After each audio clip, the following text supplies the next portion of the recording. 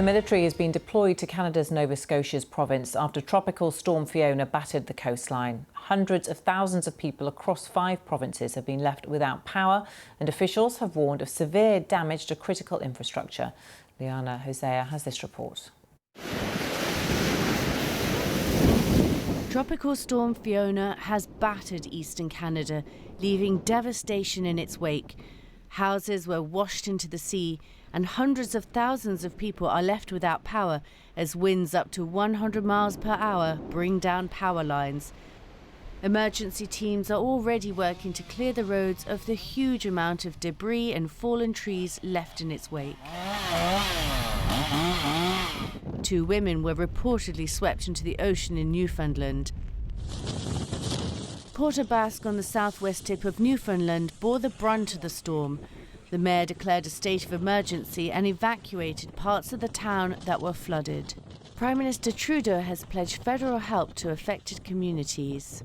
As we see the images of houses falling into the sea, of waves destroying property and buildings, our first thought needs to be for people, to make sure that people are staying safe.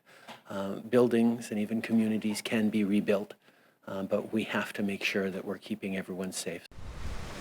Storm Fiona has already swept through parts of the Caribbean, knocking out the power across virtually all of Puerto Rico. But this storm surge was not expected in Canada.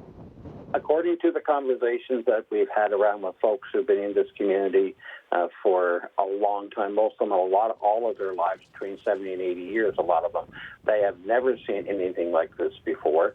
The wind is not a big issue here. It's always, during the winter months particularly, we have 80 to 120 to 140 winds, but we don't have our storm surges. Storm Fiona's now losing steam and has been downgraded to a post-tropical cyclone. But as Prime Minister Trudeau admits, infrastructure will need to be rebuilt to withstand ever more frequent extreme weather, as we see these maybe once-in-a-century storms start to hit every few years.